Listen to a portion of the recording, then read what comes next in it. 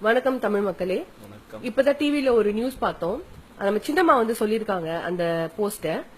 அவங்கதான் வந்து ஓபிஎஸ் ஐவை டெல்லிக்கு அமுச்சு வச்சாங்களாம். அவங்கதான் வந்து ஓபிஎஸ் ஐவை இப்ப மதுரைக்கு அமுச்சு வச்சாங்களாம் ஜல்லிக்கட்டு நடத்துறதுக்காக. எங்களுக்கு வந்து ஒரு டவுட். அம்மாவே நீங்க தான் அமுச்சு வச்சீங்களா சின்னம்மா? அமுச்சு வச்சிருப்பாங்க. ஏன்னா எல்லாத்தையும் அவங்க தானே பண்றாங்க. அதுல எனக்கு இன்னும் டவுட் இல்ல. எங்களுக்கு ஒரு டவுட், இன்னொரு டவுட்.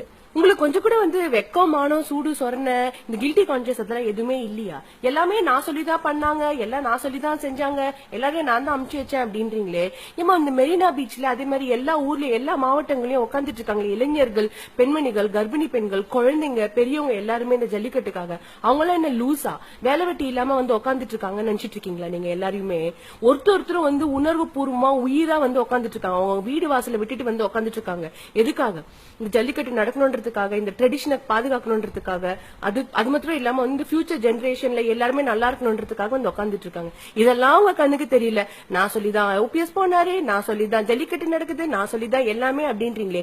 எப்படி உங்களால அப்படியே டக்கு டக்குன்னு பேசிட முடியுது? சின்னம்மா நீங்க யாரு? நீங்க யாரு? இதெல்லாம் சொல்றதுக்கு நீங்க யாரு? ஃபர்ஸ்ட் நீங்க யாரு? சிஎம்மா? பிஎம்மா?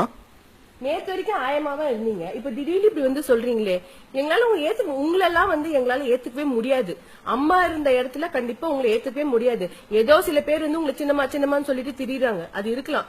ஆனா கண்டிப்பா ஒரு ஸ்டேபிள் லீடரா உங்களால எங்களால ஃபியூச்சர்ல ஏத்துக்கவே முடியாது. சரிங்களா? இங்க ஒன்னும் ஃபேன்சி காம்படிஷன் ஒன்னும் நடத்தல. அம்மா மாதிரி ட்ரெஸ் போடுறதும், அம்மா மாதிரி நடக்கிறதும், அம்மா மாதிரி பேசுறதும், இதெல்லாம் வந்து பாக்குறதுக்கு சின்ன குழந்தைகிட்ட வந்து லாலிபாப்பை காட்டி ஏமாத்துற கதையா இருக்குது. இதெல்லாம் வந்து இன்னும் நடக்காது இந்த மாணவர்கிட்ட. சின்ன குழந்தைங்க அப்படின்னு சொல்றப்பதான் இன்னும் ஞாபகம் வருது. தமிழ்நாட்டுல இருக்க சின்ன குழந்தைய கூட உங்களால ஏமாத்த முடியாது. சரிங்களா? கொஞ்சம் பார்த்து நடந்துக்கோங்க. வெல்வோம் தமிழ் மக்களே. இது நமது உணர்வு, நமது உயிர், நமது தமிழ். சரிங்களா? தமிழன் என்பதில் நாங்கள் பெருமைப்படுகிறோம். தமிழன்டா.